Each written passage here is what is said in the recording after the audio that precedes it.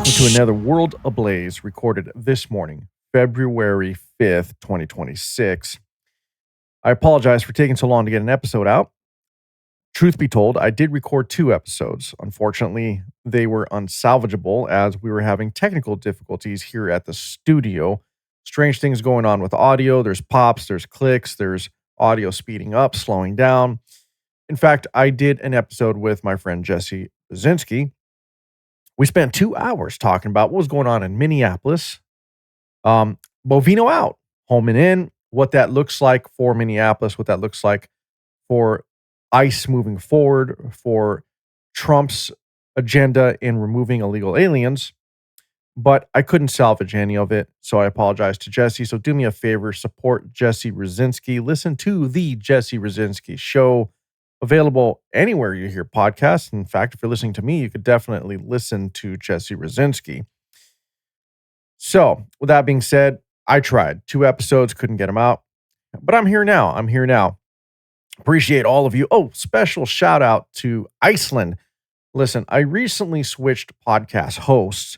I got away from Sprecher. I just wasn't feeling it. I don't know what it was, the data, the distribution. Supposedly, there's supposed to be no difference when it comes to hosts in terms of podcast and distribution. But for some reason, I'm seeing much different results in downloads and reach once I moved over to Acast, which shouldn't be, right? They're both IAB certified or IAB2 for those who don't know what that means. It's basically an international advertising or broadcasting standard. It just means that every time someone listens and a download's recorded, that it is legitimate. It is measured against a standard that the entire industry uses. And for some reason, Sprecher, being affiliated with iHeart, with everything that it has going for it in media, I wasn't seeing the results that I am suddenly seeing on Acast. So there definitely was something going on there. That being said, I want to thank Iceland. I see you again. Listen, Iceland's been with me from the beginning. They were one of the first countries that supported me. And that's important to me because, listen, I've done well in the United States, but when it came to international, Iceland was there from the beginning. And then it just kept growing and spreading. So thank you, Iceland. I see you once again. Appreciate the support. Thank you for coming back. Thank you for listening. And also other news. I want to tell you all that this podcast has earned a ranking on Good Pods. Good Pods is another podcast aggregator. They do it slightly different, almost ran kind of like a social media in the respect that you can critique, rate podcasts, share them. You can enter into groups, do all of that, but it's all podcast related and related to spreading the word of the podcast you like, the podcast you want to listen to. You can let everybody know, hey, I got this killer podcast I listen to, and you should listen to it too. But anyway, getting to the point here. This podcast, World Ablaze with George Fonts, that's me, has earned the rank of number two. This is important. Number 2, as far as Good Pods is concerned, overall, against all other podcasts, doesn't matter if they are independent like mine or backed by major media, we have earned number 2 in geopolitics, which is awesome because, as you all know, I love talking geopolitics. Most of my shows focus on geopolitics. And when it comes to independent podcasters who dabble in geopolitics or specifically focus on it, this show is number 1. So number 1 in independence in regard to geopolitics, and number 2 against all other podcasts, be major or independent, doesn't matter. This show is also number 2 against all other podcasts in geopolitics. So thank you very much for listening. Thank you to all the Good Pods users, supporters, and thank you for putting this show high up on the ranks. And I got one more thing to say before I get started here. My brother, happy birthday, motherfucker. Listen, his birthday was yesterday. I attempted to record this show yesterday, February 4th. I was going to give him a shout out, but I was burned out. There's a lot going on here on the other side of things. So just so you know, happy birthday, Manuel. And I want everybody to give him a big birthday present. Listen, the Manuel Fonts Show. You know him. If you listen to my other show, Random Thoughts with Manuel and George, you know very well who Manuel is. But Manuel, I need you to support him. Give him a big old birthday present. Go listen to the Manuel Fonts Show or the Manuel Fonts Show. Easy to find. He's ranking up there in the charts internationally in a few countries. He does very well. I've been doing it for a long time. So happy birthday, Manuel. And for everybody listening, go give him a listen. If you like my show, I think you'll like Manuel for sure. Definitely. So happy birthday there. All right, getting on with it. So I've been away for a bit, and again, due to technical difficulties, it wasn't for lack of trying, but here's the deal. Not much has changed in 2 weeks, to be honest. Nothing major, nothing groundbreaking. Minneapolis is a mess. Minnesota is what it is. Homan is in. Tom Homan comes in. And a lot of people, they're like, finally, Bovino out. Trump caved. Trump folded. No, listen, this was the correct response politically. This is what needed to happen. It was getting out of hand. And Trump's been on the news. There's clips of Trump out there saying, what I've learned, and he's publicly stated this, what I've learned is, maybe we should take a softer approach or use a softer touch when it comes to this. Agreed. He went in like a hammer. Bovino took his job extremely serious. And listen, we can't fault Bovino for everything because he was just doing as instructed. But Bovino stepping down or being forced to step down is nothing more than a political move. It had to be done for the sake of the country, to calm things down. But make no mistake, for as much as Bovino seemed to be, very zealot-like when it came to his job, let's just say that, Homan is no pushover. In fact, I would say be cautious of Homan because Homan takes no shit. The difference between Homan and Bovino is Homan has more time in the public eye. Remember, he served under the Obama administration, in which he received an award for the number of deportations from Obama himself. Yes, an actual medal. It was put around his neck, hanging. He received an award from Obama for his efforts in deportations, and by doing so, helping the deporter-in-chief himself, Barack Obama. And so Homan is here working under the Trump administration. Homan is in. He is now the supreme leader of the efforts going on right now with the deportations, with the crackdowns by ICE. But Homan knows what he's doing. He knows how to play politics, but he does so by spitting facts and data at you. So don't think you're ever going to catch this guy sleeping. He knows what he's doing. Now, they have reduced the amount of agents over there. Last time I read, I think it was by 700 or so agents. And this isn't a sign of caving in by the Trump admin, by the way. This is a recalibration. Make no mistake, it's a recalibration. This is what needed to be done. Because honestly, as much as it needs to happen, the unchecked amount of illegal immigrants, or rather, let's call them illegal aliens, because listen, that's what Chuck Schumer said so many years ago under previous administrations. That's right. The Democratic Party before would say, hey, be careful with your words. We can't call them undocumented or just immigrants. They're illegal aliens. So, I'm going to go reach back in time here, and I'm going to take a page from Chuck Schumer and Hillary Clinton, and I'll just say illegal aliens. But anyway, Tom Homan is not going to take any shit. Tom Homan knows what he's doing. Tom Homan's going to definitely go in there and do what he is going to do, what he was hired to do, what he's good at. And make no mistake, this was a recalibration. This was an adjustment. This was a consideration in how to approach this amicably as much as we can. And apparently now in Minneapolis, in the state of Minnesota in general, we are now seeing cooperation by law enforcement to help quell the amount of protests there. Because there's still the question of whether or not these are protests or they're intentional disruptions in which it is really perceived to be nothing more than the outright blatant intentional impediment of law enforcement. Now, we can argue the semantics, we can talk about the gray areas, the nuances, etc. But still, if we want to be cut and dry, just as Tom Homan is, this will be done. Everything that Tom Homan will do will be absolutely to the letter of the law because this is what he does. He's very intelligent. He knows what he's talking about. There isn't going to ever be a gotcha moment for Tom Homan. He can spit facts and data when it comes to his job like no other. And so while Trump is correct, they needed a softer approach. By all means, they needed a softer approach. It was a little hard. It was a little hard. But it doesn't mean that they stop. The mission must continue.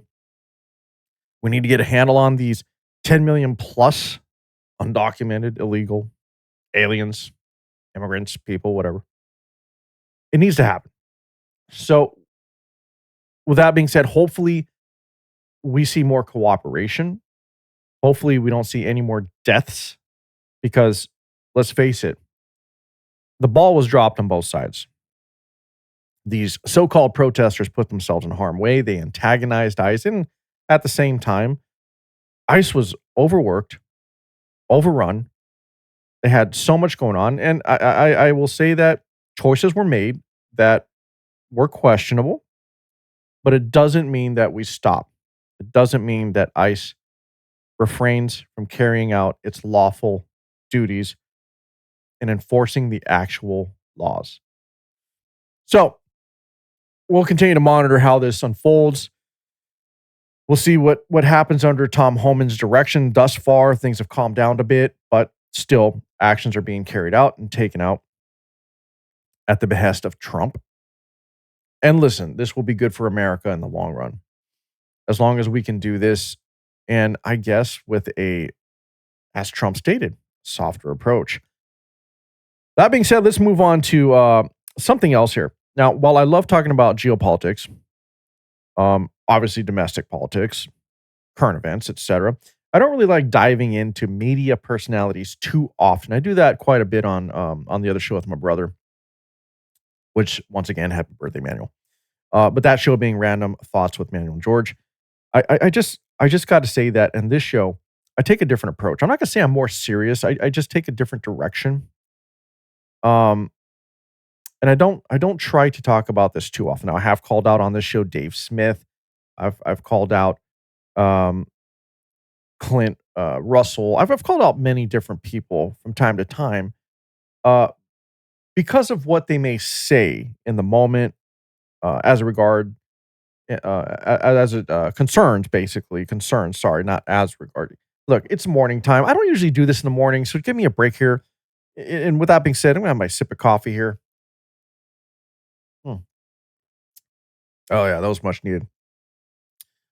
I don't usually record early in the morning, so give me a break here. Give me a break. I may fumble a word or two, but I have called these people out, these podcast bros, as we call them, for some of the shit they say in regard to current events, for the lack of complete knowledge or ability to assess what goes on in when it comes to geopolitics. I mean, when it comes to that, most of these guys should just really shut up. But hey, you got a right to your opinion, right? Everybody does. Do we have a right to our opinion? Do we have a right to say how we feel, speak our mind in regard to how things are being handled by, well, public figures, people who serve the public, people in positions that are supposed to be looking out for you and me, the United States of America, the people who live in the United States of America? Like, are we not supposed to have an opinion whatsoever? Well, here's the segue. I know you're waiting for it. Here's the segue. As I've discussed before, big news, right? In the podcasting world, and the MAGA world, and the conservative world, Dan Bongino's return. Dan Bongino's return. He's back. Yeah, his show. I gave my opinion on that. And I did say that, listen, I was never an avid listener, but I tune in from time to time. He's entertaining. He does make some good points. He does. We can't say he doesn't. We can't say he's not an intelligent person. But I did say I would listen to a couple of his episodes. No, he came back recently. I think it was February 2nd, just a few days ago, not that long ago. I think February 2nd. Regardless, I've listened to 2 of his episodes. Apparently, first, let me say this. Disappointed for sure. That's me. It doesn't mean that you will be disappointed. Yeah, Dan Bongino has his Bongino army, whatever that means. So Bongino now feels that you have no right to an opinion and you can't criticize the Trump administration or any administration. You can't criticize other podcasters, well, specifically him apparently, because you don't know shit. You have no inside track, no inside information. You don't know how the sausage is made. So therefore, you can't have an opinion. You should just be sitting there on the sidelines listening. So you can't call anybody out for their actions or lack of actions. You can't call them out for their blatant lies in regards to the information that I guess the general public does have. And for Dan to make a statement that, look, you don't know what's going on behind the scenes. So you don't have a right to an opinion. But apparently,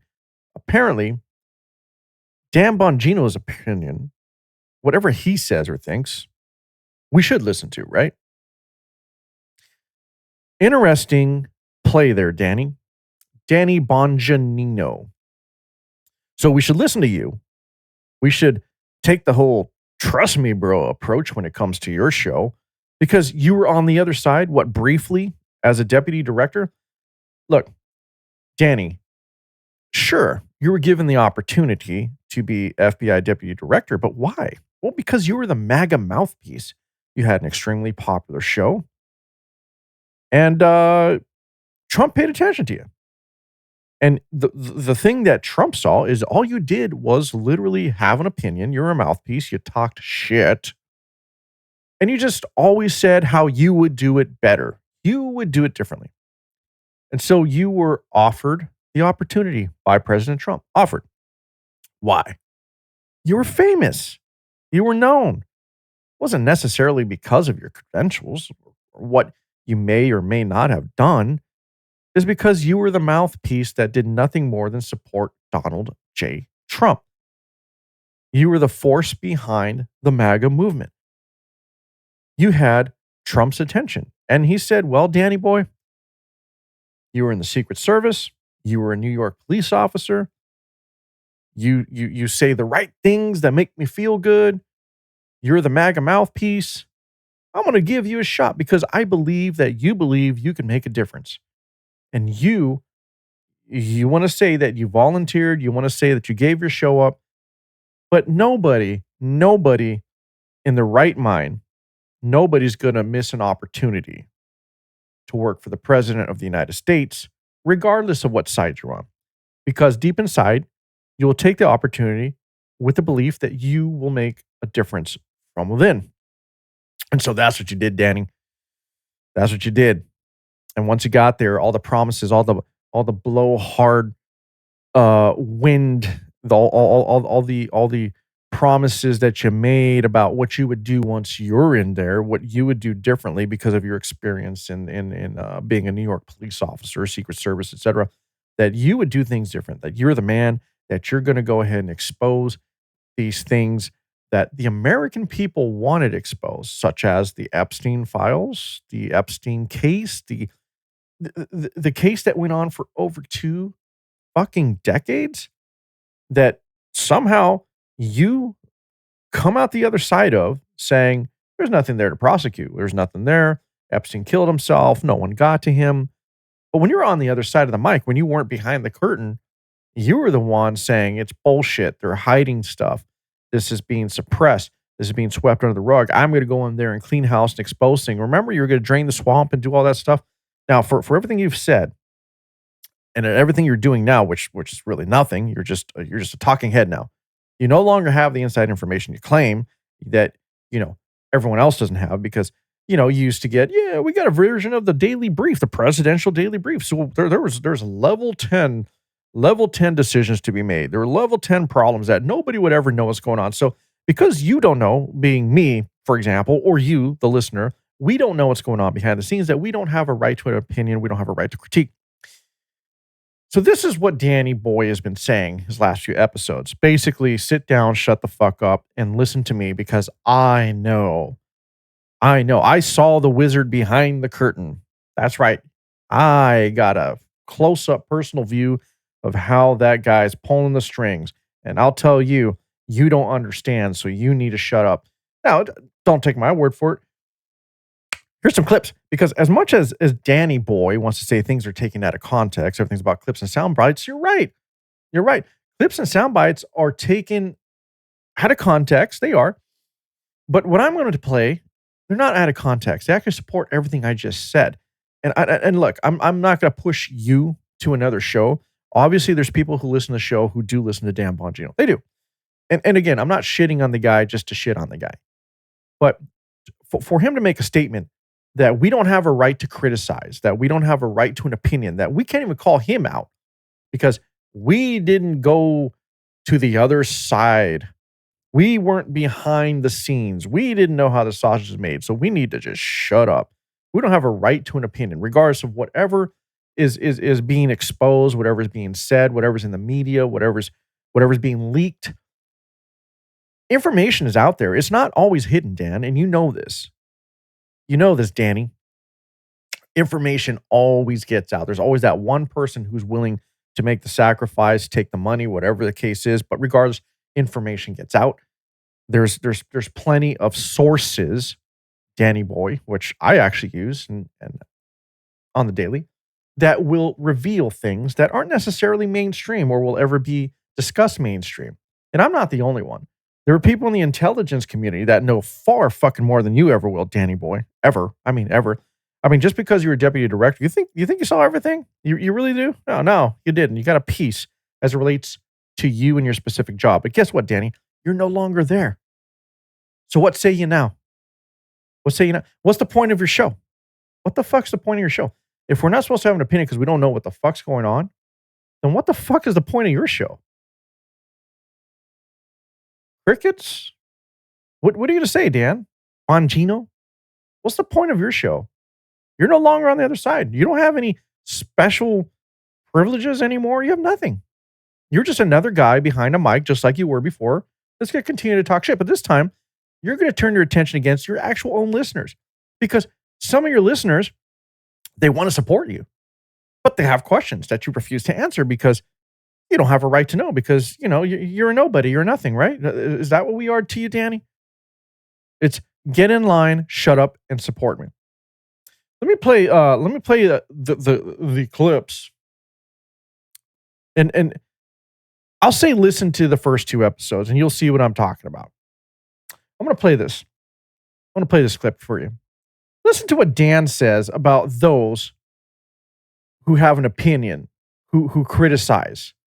This is Dan. This is what Dan says. You sat in the front row with your popcorn, ankle biting, throwing this popcorn at the ring at two guys in there sparring away, fighting for this country while you did shit. You just talked about it. So you didn't do anything. Now, I'm back on the air. I'm not going to take on every single thing in one day in one show. But I'm telling you right now, your bullshit, I'm done with it. The grifter bums, all you guys are a class of doomers. Everything sucks all the time. You would have done it different. You didn't do shit. You did nothing. You didn't volunteer. You didn't ask. You didn't give up your show to do. You did nothing. All you did was bullshit people and say, nothing's happening. And then when we tell you, oh, it just happened, you move on to something else you say is not going to happen. And then when that happens, you move on to something else. You want to critique it, say you would have done better, step up. Step up. Go ahead. They got openings. You go try it. Let's shut this talking monkey up over here. And no, that wasn't a racial statement. He just actually kind of looks like a monkey. I mean, seriously, watch. Let me go back to desktop only here. See? Look at that. Yeah, it kind of looks like a monkey. So, no, it's not a racial statement or slur. He does kind of look like a monkey. He does. I'm sorry. But anyway, I know that was a personal jab. I should have done that. Sorry, Danny Bongino. I didn't mean that. I didn't mean you look like a monkey. But anyway, so apparently we don't know shit, right? We didn't give up our show. Like, oh, I didn't give up my show to volunteer, to to heed the call of the president who called upon me. Well, the president wasn't paying attention to me for one. I wasn't famous. And let's address that, Danny. Is there anybody in the Trump administration that wasn't famous or well known? Anybody? No. He didn't go out and reach for the average person who was unknown, who had an independent podcast somewhere in a basement, who was spitting truth, but just didn't have the media push to get him out there. Trump didn't pick one of those people. He picked you because you were a loudmouth shit talker who pushed the MAGA movement and did nothing more than support Trump all the way. And again, please listen. I am not bashing Trump here. I'm just saying this is what Dan did. This is exactly what Dan did. And you can't deny it. If you're a Dan listener, Bongino listener, for a fact that's what he did. He's the MAGA mouthpiece, literally.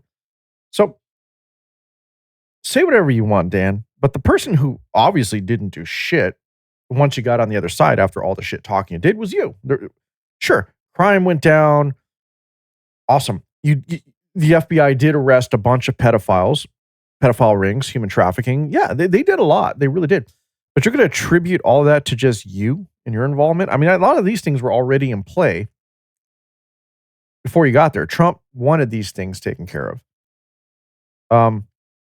I can't attribute it all to you because you didn't even last a whole year in the FBI and you want to step down because you didn't want to look at the four walls, as you said. Every day, the four walls, oh, my poor wife can't handle it. You act like you made the ultimate sacrifice. Oh, you volunteered. No, you didn't fucking volunteer. You told President Trump, yes, I'll do it. I'll get in. Tag me in, buddy. Thank you so much. What an opportunity. So fuck you, Dan. We do have a right to criticize. We do have a right to throw the popcorn. We didn't just sit on the sidelines. Many people supported you. Many people were behind. Hell, I was actually behind him because of his experience. I'm like, well, the guy actually has real world experience, knows what he's talking about. And then you get in there and what happened? What happened? Epstein killed himself. Oh, I'm telling you, I saw the videos. Epstein killed him. There's nothing there. There's nothing there in the files. There's nothing. No, the files were so corrupt. There's nothing there. Really, Dan? That wasn't the story you were telling all these fucking years behind the mic.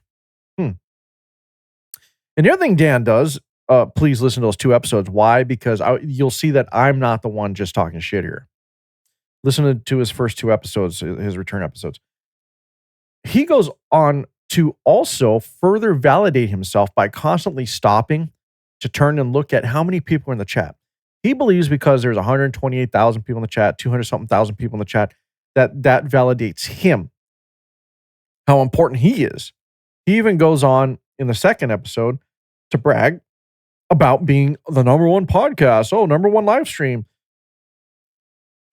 Dan, your episodes get a few million listens.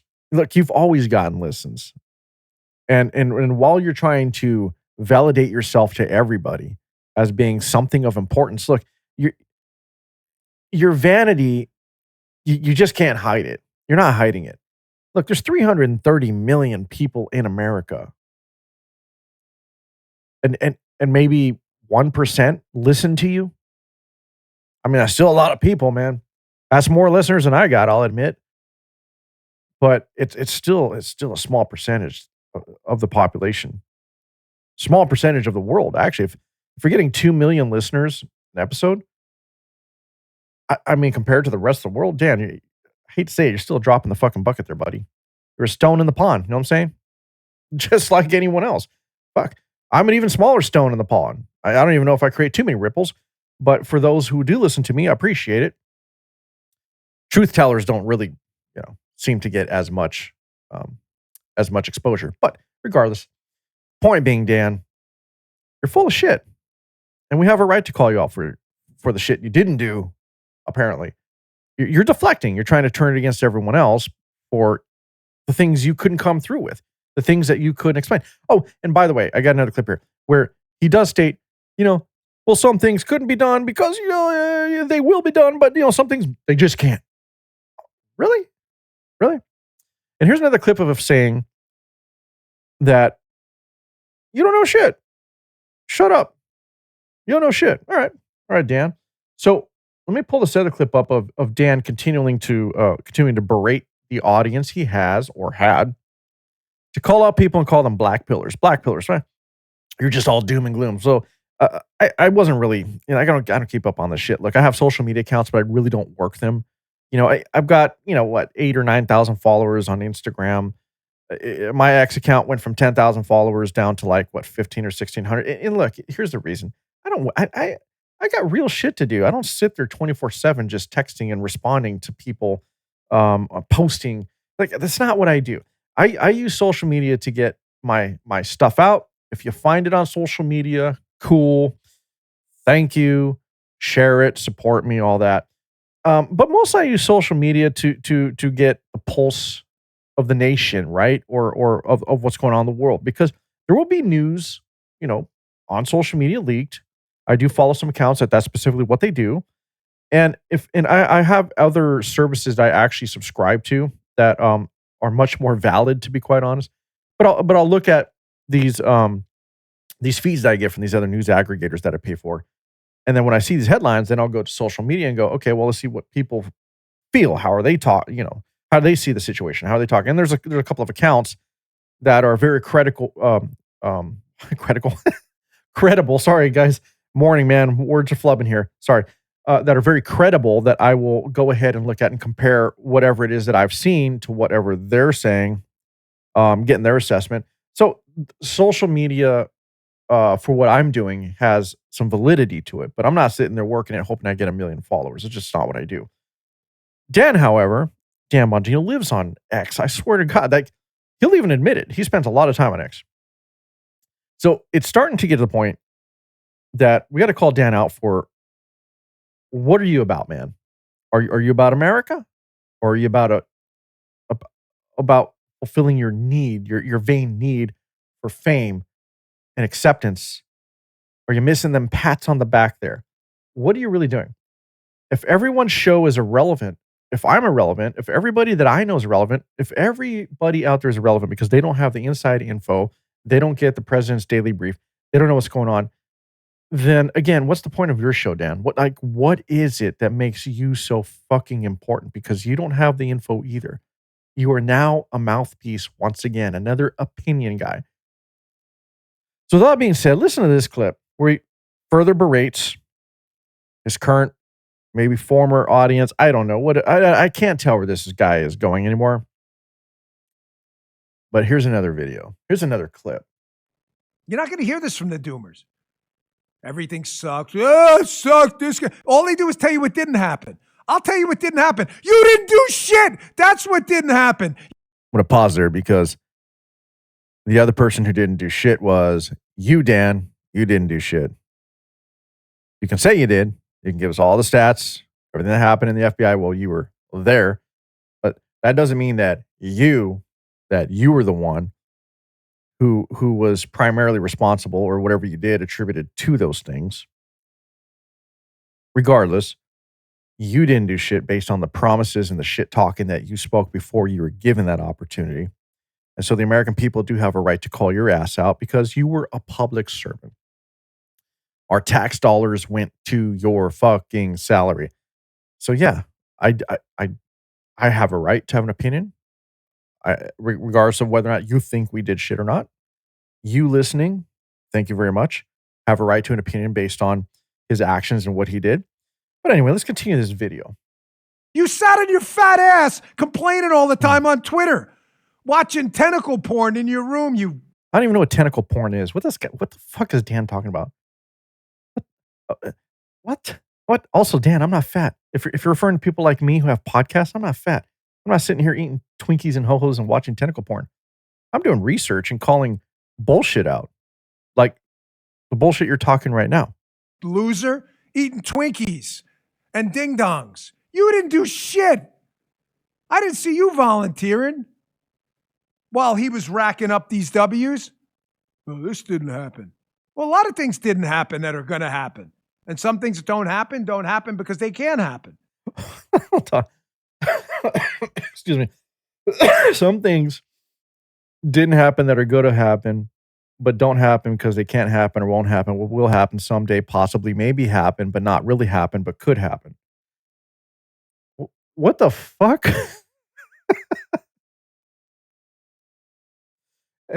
Oh my God. Dan, you can't dig yourself out of the hole that you made. And look, everybody, if you're a Dan Bongino fan, I'm not telling you not to listen to him. Go by all means, continue to support Dan if that's what you want to do. But the overcorrection here on Dan to defend himself from his critics after his failed service in the FBI. Sorry, but it was. I mean, look, okay, I'll give you credit. Sure, you did some good things, or the FBI did. I don't know if you did specifically, but you did some good things. But you also whined a lot while you were there. You whined about how all you do is stare at these four walls. You whine about how, it's hard on your wife, it's hard on your family. And then you say you volunteer. You didn't volunteer, dude. You're getting paid to be there. Shut the fuck up. You didn't volunteer to be in the FBI. You said yes to Trump, and that's it, because you were a famous, well-known, blowhardy mouthpiece. And listen, Dan, I'm going to say one more thing to you. This tough guy shtick, it's tired. It's over. It's over. You talk big behind a mic. Yeah, I get it. You were a trained boxer, jiu-jitsu, whatever. You know what? Everybody knows jiu-jitsu these days. I mean, just shut the fuck up, dude. The whole machismo fucking whatever thing you got going on. You know, I'm a badass. I'll do this. And the humble brag bullshit. It's like, oh, I do it for you guys. I do it for you. It isn't about me. I do it for you. The reason I'm here is because, I have to do this for you. But please watch me. Oh, look, 300,000 in the chat. We're relevant. #1 podcast. It's tiring. It's tiring. So the point of all this, everybody, and I'm sorry because again, I don't normally do this, is look, there's definitely a rift in the conservative party. As much as everyone is saying there isn't. There is the MAGA versus the conservatives. And then from there it splinters. And then of course you got the Democrats, you got the libertarians, and then the Democrats have their own factions and sub-factions. Like, point of all this I'm trying to make is I think I speak for most Americans by saying, look, we're tired of this bullshit. Can we just get back to looking out for America instead of your team, like trying to gain points for your fucking team? Like, seriously? Can we just look out for what's right for America? Can we please discuss these things again? And yes, have a right to an opinion, because that's what sparks the discussion. That's what leads to discourse, which gets people thinking, that leads to proper decisions made for the betterment of this country or for the people that live within this fucking country. So do yourself a favor. Take these talking heads with a grain of salt. Please, please, please don't believe everything they say. That includes me. Look, I do my best to tell the truth. I do my best to contrast and compare. I look at valid sources, but hey, I don't get it right all the time either. This is a fast-moving world. Time flies quickly. Things develop so fast when it comes to current events, world events, especially when it comes to conflict zones, that I could be right today, wrong tomorrow. But the one thing you're going to hear from me is not necessarily pushing a narrative for my team. I stopped playing the team sports a long time ago. I really did. I'm done. I think I am truly just looking out for America. I call both sides out, as you know, as a listen. Look, if you listen to the show and you've been with me from the beginning, you've seen the progression. You've seen me call out Democrats plenty, because I got to be honest, man. That is one side that I can't come all the way over. I just can't. But the Democrats, I'm going to say the old school Democrats made some valid points, and we should consider some of the things they say and compare them to what maybe conservatives, if you're a conservative, that you believe in, and say, okay, I can see where we got to live in the gray on this issue, right? Like, it makes sense for both people. We can't go hard either way. But I'm not ever going to go all the way to the left. That's just not me. I'm sorry. I do lean more conservative, but I got to tell you, I at least still question even conservatives.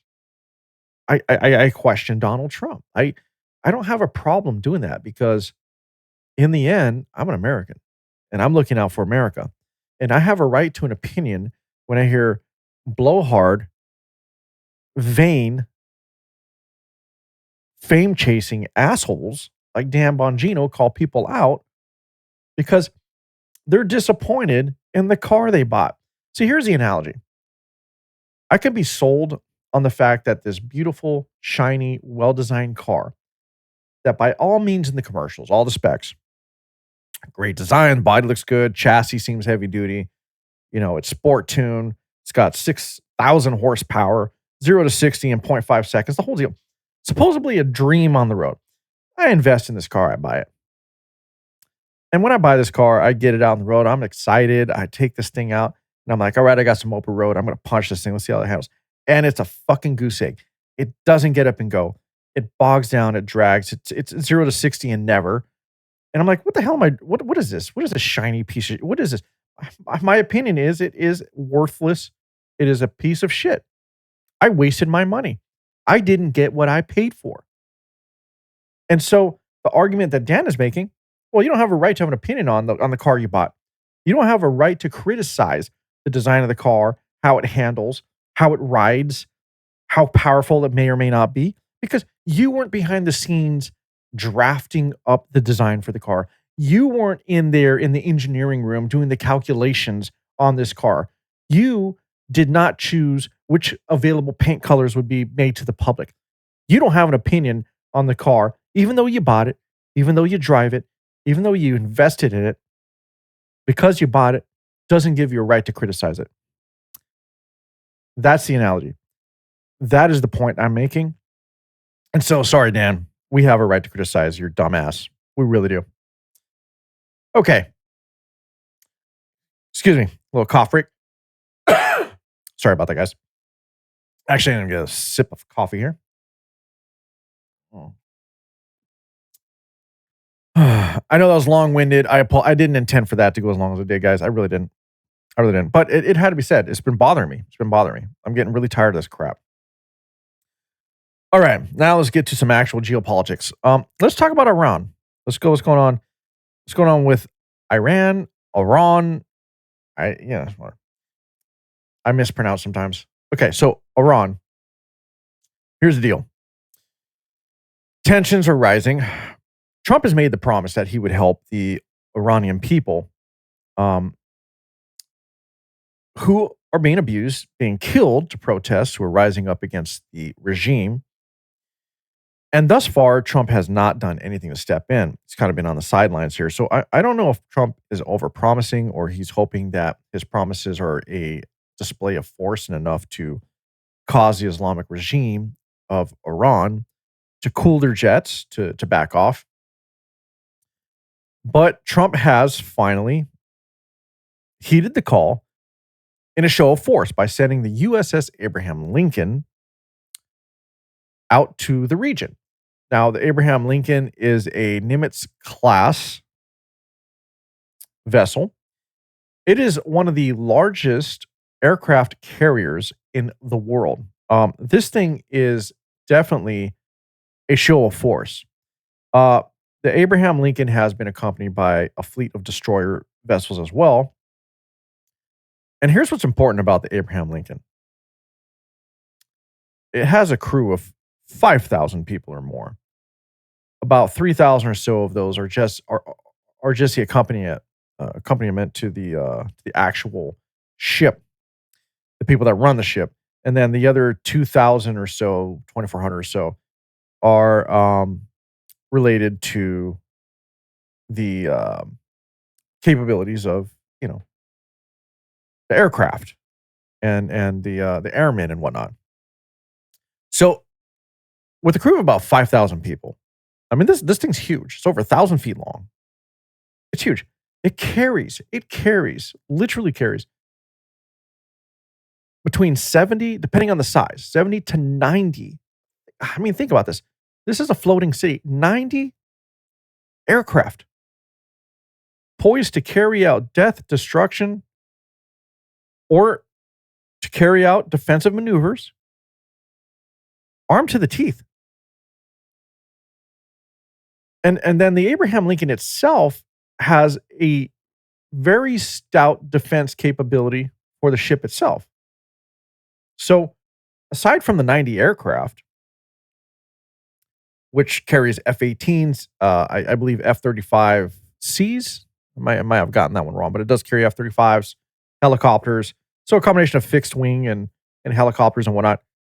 Aside from all that, it still has its own defensive capabilities. Now, important to note that the Abraham Lincoln did travel into position in ghost mode. So basically, its transponders were off. So it was going into position, which appeared to be by anybody else could appear to be an aggressive stance, an aggressive way to get into the area or to take up its position in the area.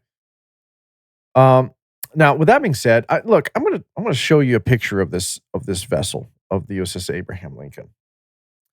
Look at this. This is a large vessel. This is not something that you just play with. Okay, if this thing is entering your your region, your hemisphere, your oceans, it's very purposeful. This is not just a statement piece, but this is the launch pad for so much destruction if need be. This here again is a statement piece. It really is. I have another picture here to show you some scale here. Here for scale. Those are let me see. There's my mouse. There's a couple of tugboats there, right? Look at how big this thing is. Look at how high it is up out of the water, how wide it is. Look at that. This is an extremely large war vessel. It really is. So if the Abraham Lincoln is in your backyard, it's there for a purpose. Now, what happened was as this was heading to the Middle East, Iran obviously got word. They know what's going on. As the fleet was arriving, Iran announced, "Well, you know what? We're going to be doing live fire drills. Our Navy is going to be doing live fire drills." The Iranian Navy. Interesting, right?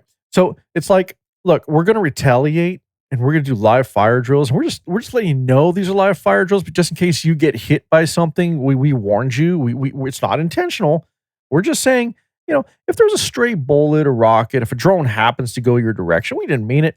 And then the Iranian media tried to say, "Oh, look, the U.S. is scared because they re-diverted and pulled back away." No, they didn't. They're not scared or pulled back. Iran literally said, "We're going to conduct live fire drills." So what is the response? You warned the United States coming in that you were going to conduct a live fire drill. So what would they logically do? What would the U.S. Navy logically do? Reposition themselves to stay out of harm's way while still being a strategic location to where they can respond and still inflict maximum damage if need be. That's what happened. So leading up to all of this, Iran is trying to play the victim card here. But the problem with that is Iran hasn't been doing themselves any favors. Before the actual arrival and before all this happened, headlines here, and real quick, shout out to Ground News. Just so you all know, I am an affiliate. And before I dive into this, I do use Ground News daily.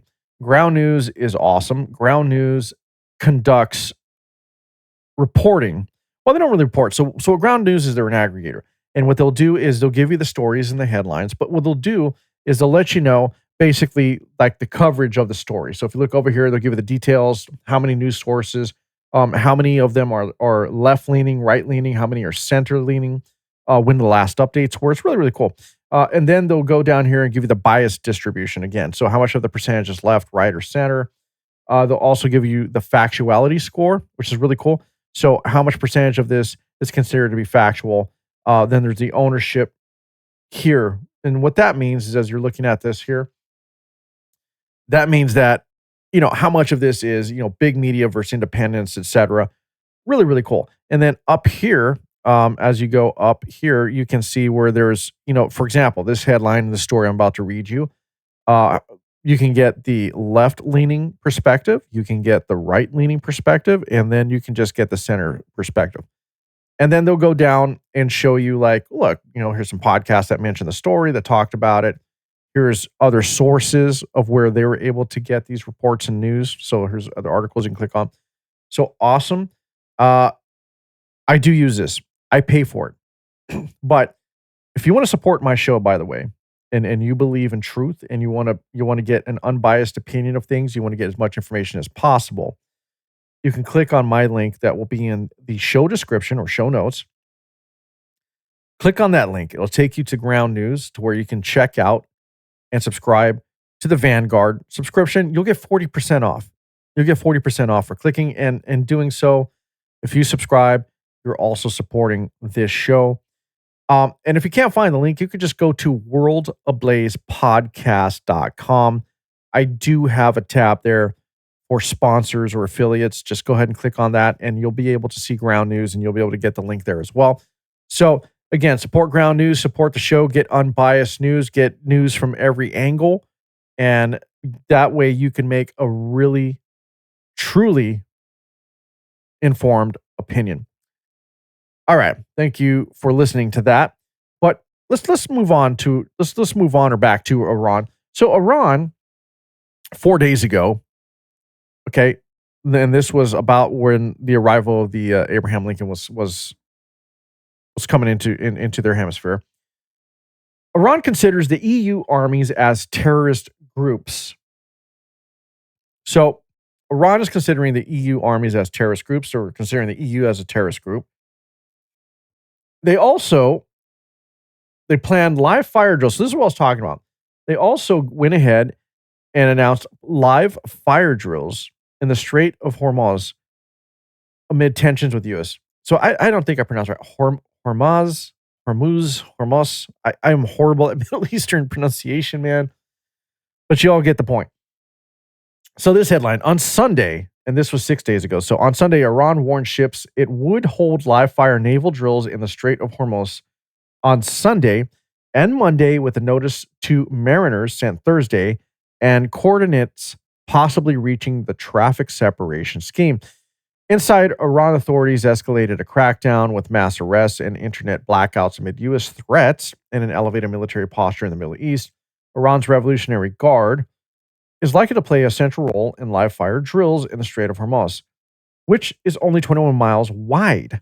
The U.S. military's Central Command warned early Saturday against threats to warships or commercial vehicles.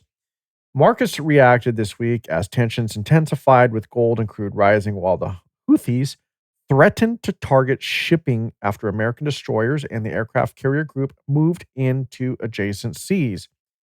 The U.S. military Central Command issued a warning Saturday, while the USS Abraham Lincoln and destroyers sit in the Arabian Sea as Iran plans live fire drills in the Strait of Hormuz, leaving escalation risks high. So what happened as a result? Well, the U.S. shoot down an Iranian drone that actually approached the aircraft carrier. So it's as I said before, Iran warns we're going to do live fire drills. They're setting the precedent. They're saying, look, we're not trying to shoot you. We're not trying to harm you. We're not trying to go after you. But if things happen, it's not our fault. We gave you a warning. We're letting you know we're conducting drills. So a U.S. Navy fighter jet shot down an Iranian drone approaching the aircraft carrier USS Abraham Lincoln in the Arabian Sea. The drone continued approaching the ship despite de-escalation attempts by U.S. forces in international waters. Hours later, Iranian forces harassed a U.S.-flagged merchant vessel sailing in the Strait of Hormuz. So, Iran warns of live fire drills. First off, let's go back. They state that the EU armies are terrorist organizations. They then say that preemptively, upon the arrival of the USS Abraham Lincoln and its accompaniment of destroyers, that they're going to hold live fire drills because, hey, if a bullet, missile, whatever happens to hit you, hey, we warned you. We're not trying to go to war here. We're just saying, right? So there's Iran setting the precedent, saying, you might get attacked unintentionally, or you were just kind of in the way. And so as a result, they send a drone out to the Abraham Lincoln. Now, they're poking the bear here. Iran is, but they're also trying to cover up their actions as they cover up all their actions by using proxies. But this time by saying, "Oh well, we're conducting drills, so you just happen to be there." So the U.S. responded by shooting this drone down, and then Iran goes on to harass vessels that were U.S. flagged. But what's interesting among all of this, coming up this week on Friday, there are now an announcement of talks between Iran and the United States that will be held in Amman, regarding the nuclear situation with Iran. And in fact, the Iranian government or the regime wants to focus on the nuclear talks, nuclear capabilities. But the thing is, Iran has made it very, very clear. They don't care to comply. The only reason they even say they will comply is to buy themselves some time. But make no mistake, they're continuing to develop nuclear capabilities. And look, there are half-baked podcasters out there who don't really know anything about geopolitics or how all of this is going to play out. But so let's talk about the facts of the situation. Does a developing nation have a right to nuclear capabilities? I could say yes. I can argue yes. But as far as what? Well, sure. Power grid? Absolutely. You can do a lot with a nuclear power grid. You really can. Nuclear power centers within, for like in ships, right? So example being like a naval ship that can use a nuclear power plant could be at sea for quite some time. For example, when I was just talking about the USS Abraham Lincoln, that ship can literally be at sea for about 25 to 26 years. It has 2 nuclear power plants, as well as I believe it was 4 steam turbines. So it's as if that ship can continue, just based on its own capabilities in terms of how it can create power for about 25 years, roughly. At least that's what I read. You can correct me if I'm wrong on that, but I think it was 25 or 26 years. So yeah, a developing nation can absolutely use the nuclear capabilities in terms of its power availability and whatnot. So that's fine. Sure, we'll agree with that argument. But what we can't agree with is a nation that is absolutely known to the world has been confirmed to be the number 1 state sponsor of terrorism, literally. And even if they aren't carrying out these acts of terror under the Iranian flag, they do so through their proxies, i.e., the Houthis, just naming one of them out there, Hamas. There are plenty of proxies that are funded by, that are supported by Iran, where Iran gives these terrorist organizations, money, weapons, support, but from a distance. So they claim, hey, it's not us. We're not actually out there doing it. So to give Iran the ability to create nuclear weapons, well, now that is a different story. That's a different issue. When you are the number 1 state sponsor of terrorism, look, it's different if you're a dictatorship like North Korea, Kim Jong-un. The guy is not out there sponsoring terrorist organizations and raining terror on the entire world.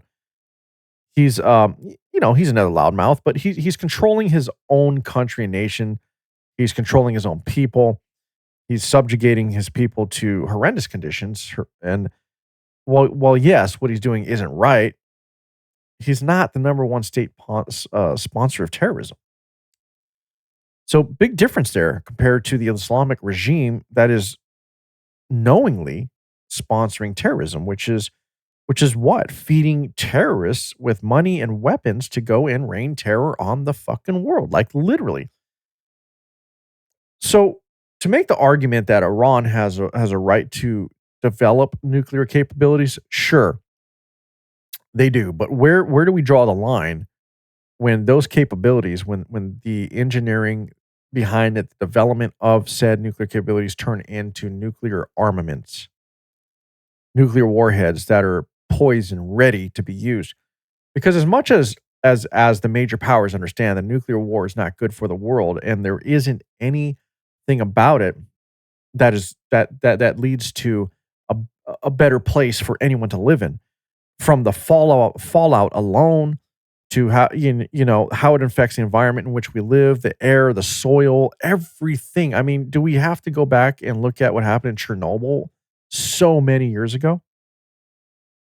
It was an uninhabitable area for years, and some will still argue it's still uninhabitable. That's how bad it was.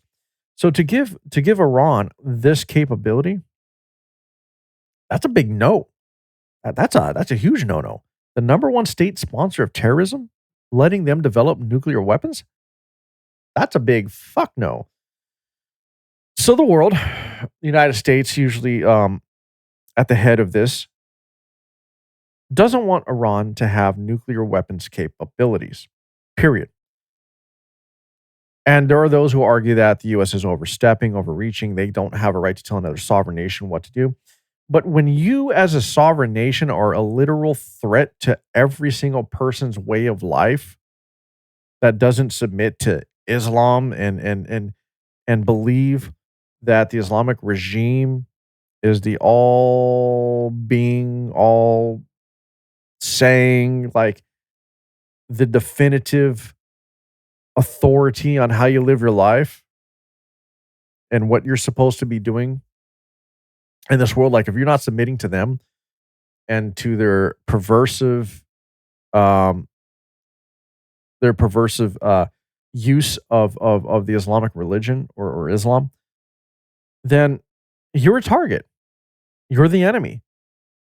And that is exactly what Iran is doing.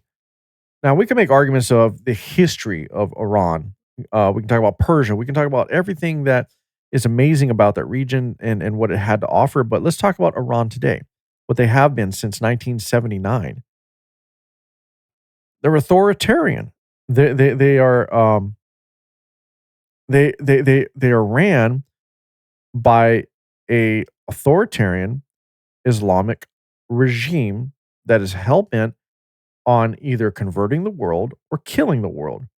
If you don't see it their way, then you are the enemy. And you can try to argue or counter argue what it is that I'm saying, but if you want to strip away all the veneer, all the bullshit,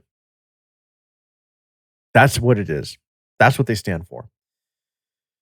And so, no, we can't allow Iran to have nuclear weapons, period.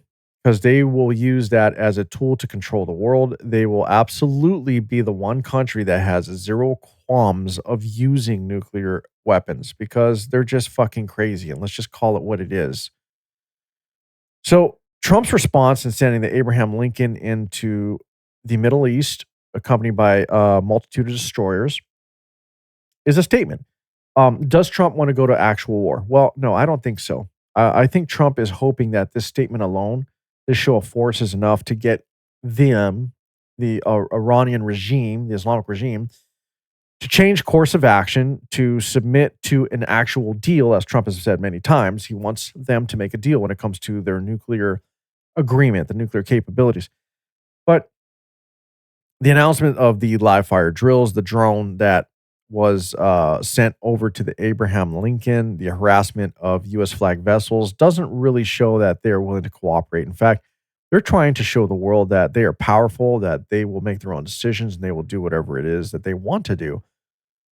So it's going to be interesting. We're going to monitor this situation for sure. We're going to see where this goes.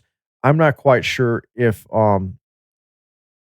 Trump will actually take action against Iran.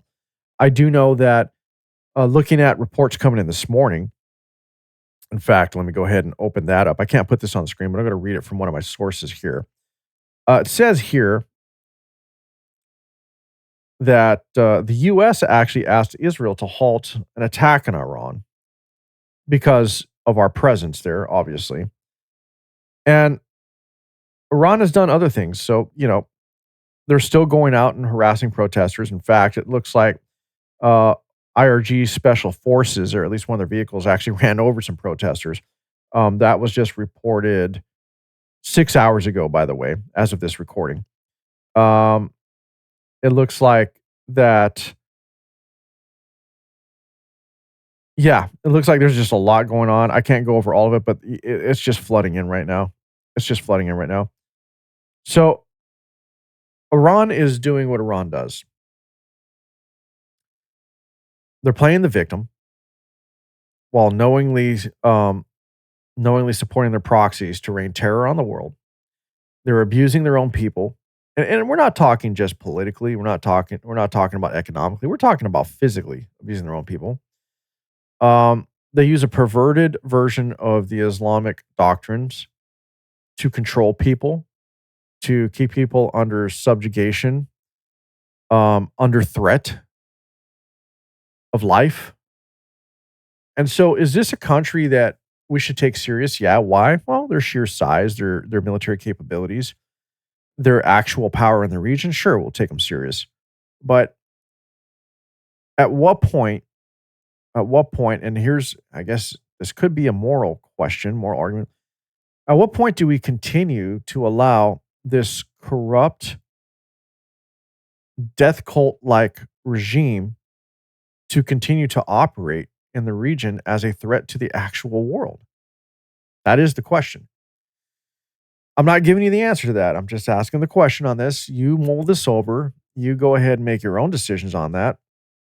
And if you want to leave any feedback for me, please, by all means, go ahead. So the tensions in Iran, or the tensions between the US and Iran, are definitely high. But still, President Trump will be meeting with them. There will be a discussion had, and we'll see where it goes. I don't think that. I think Iran's going to do what they always do. They're going to say yes, sir, yes, oh, absolutely. We're gonna comply. We're going to enter into this agreement, and then they're just going to back out on it and do whatever the hell they want, as they usually do. Time will tell. Time will tell. I don't know how long the Abraham Lincoln's going to remain in the area. I don't know how long it is that the U.S. will be monitoring them um, from such a close distance with an actual presence of military uh, off of their shore. I mean, they're really not that far. So we'll continue to monitor. We'll continue to look into this, and I'll continue to report on it the best of my abilities. But let's hope World War III is not triggered here.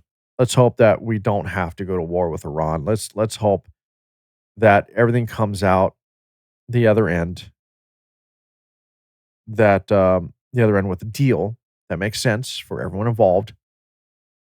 And let's hope that Israel listens, because, as much as everybody is trying to say that Israel runs the United States has made it very clear, hey, don't do anything while we're there. It seems that President Trump is really trying to get a different outcome with this meeting between Iran and the United States and the Middle East in general. So again, I'll continue to monitor. I'll continue to report. By all means, do your own research. Check out the headlines. Go to Ground News and check out the stories, and go ahead and contrast, compare, do your due diligence.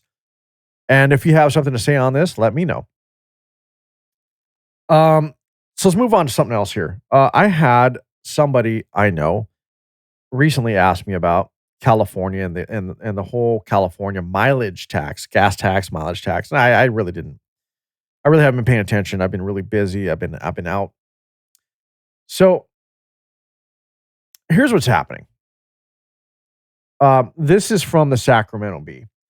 So if you didn't know, California is trying to pass a mileage tax. Now, California already has the highest gas tax there is in the United States, and they want to transition to a mileage tax. It's been said, and that mileage tax sounds both good and bad. The arguments have been, well, for those who don't necessarily drive as much as the average person, for example, it would save them a lot of money.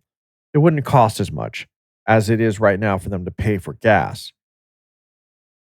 But it's not clear that this will be in addition to the current gas tax, or if they will abolish the gas tax and charge people by mileage. And everybody's freaking out because this was supposed to go into effect. But now they're saying, well, no, hold on. So California Senate is saying, no, we never said that this was going to go into effect. This is a study. Oh, a study. All right, so let's read some of this. California legislators spark worry and confusion on social media this week over a gas mileage tax. But the bill now before the state Senate would only require a report. Assembly Bill 1421 or 1421 seeks to identify a possible solution to declining gas tax revenues as more drivers switch to electric vehicles. But any actual effect on residents is far from materializing. The bill passed on the Assembly floor January 29th. If approved by the Senate and signed into law, it would require the California Transportation Commission to submit a report examining the particulars of road user charges and mileage fees and any equity concerns for low income drivers. Republicans in the Assembly balked at the bill. Assembly member Carl DeMaio, a Republican from San Diego, said any mileage tax would be a sucker punch to working class Californians. He referenced an analysis by the San Diego Association of Governments of a mileage based fee, which proposed to charge local drivers 4 cents per mile. DeMaio told his Assembly colleagues that based on that now defunct plan, the cost could amount to $900 to $1,200 per driver annually for average mileage, though with a 4 cents per mile fee, a person would have to drive roughly 30,000 miles to rack up $1,200. Based on average annual mileage, 13,476 miles in 2022, according to the Federal Highway Administration, and a 4 cent fee, that figure would be closer to $539 a year. The group that drives the most on average, men ages 35 to 54, who travel close to 19,000 miles annually, would pay about $754 a year. Now, they're trying to make this seem like it wouldn't be a big deal. If we look at California, the state of California, everything that's administration has done, the governor has done, are we really to believe that they're going to stick to a 4 cent per mile mileage tax? The gas tax itself has gone up exponentially almost every other year, it seems like. Another 12 cents here, 40 cents for that. I mean, there's no reason we're paying between $5 to $6 a gallon for gas while other states are paying less than $2. It's just fucking ridiculous. There's no real excuse for it. They're trying to butter you up, California. They're saying it's only be 4 cents a mile. And, it really would amount to maybe, $500 a year. Sure. This is what they do. They're like, look, this is better for you. They're complaining about declining tax revenues from gas, but are somehow okay pushing only a 4 cent per mile tax. No, they're trying to get you to say, well, that's not so bad. That makes a lot of sense. Let's put this in there. And once it's in play, they're going to do what they did with the gas tax. They're not going to be able to vote on it. They're just going to reassess. They're going to raise the rate. They're going to continue to raise the rate. They're going to penalize you to drive. The one thing that this study doesn't take into account, especially where I live, is there's a lot of commuter towns, places where it's more affordable to buy a house versus the place that you can actually work and earn money. The unfortunate situation is in places that are more affordable in terms of housing are also the places that don't really have many jobs that pay you much. So they're kind of in the same situation. Sure, lower cost of housing, but also lower wages. So it's kind of the same shit. So many people just drive.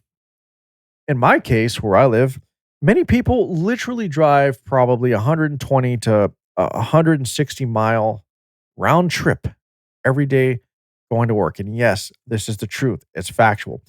You're sitting in traffic for 3 hours to get to your job, another 3 to 5 hours to get home. These people are waking up early, 2 to 3 in the morning to get to work on time. They leave work. They get home at 7 in the morning. They get a little bit of sleep and they're back on the road. So these people who are driving 120 miles, let's just say, well, it's actually more than that because I used to do it. So let's say 160 mile round trip every single day. Okay. Times 5 days, say 52 pay periods in a year. Let's do it that way. That's 41,600 miles a year. So based on 4 cents, not too bad. $1,600 a year, 1,664 divided by 12. So on the surface, it's like, hey, I'm only paying $138 a month to drive. But what happens if they raise that to 10 cents, 25 cents, 50 cents, $1? Let's take the estimated California. I'm reading right here. California has the highest gas tax among the 50 states with a current excise tax of 61.2 cents per gallon. 61.2 cents a gallon. So let's take that again, guys. Let's go ahead and do that again. So I'm going to go ahead and say that 41,600 miles. It's a lot of mileage. But now let's go ahead and apply the 61.2 cents per gallon. That's a lot. What if California decided, well, we're losing revenue here at the pump, but now let's take that 62 cents excise tax, call it something else, and apply it to mileage tax. And now it's costing you $25,792 a year to drive. Now you're looking at over $2,149 a month to drive. That's the reason people are opposed to this idea, because Californians know California has no quit in them. They will bleed you dry. They will say the nice thing. They will make everything look like it's good for you. Look, we put a nice little ribbon and bow on this package. This is going to save you money. This is amazing. But every time they get an inch, they take the mile. It's going to start at 4 cents. They say they're just doing a study that's going to be due by 2027. This study is going to turn into law. This law is now going to be put into use. You're going to get charged 4 cents a mile in the beginning. But mark my words, if all of this goes through, you're going to probably be looking at 40, 50 cents a mile, easy to drive. And because that was originally the talk, by the way, before all this went into effect, they were actually talking about 30 something to 50 something cents a mile to drive. But now they're retracting. Now they're saying, oh, it's just 4 cents. That's all we're talking about. We just want to see what it would look like at 4 cents. Well, obviously, if you're complaining about losing money at the pump with the 61.2 cents per gallon excise tax as it is, you're really going to lead everyone to believe that you're willing to forego that to only charge 4 cents a mile to drive. California, what are we going to do? What are we going to do?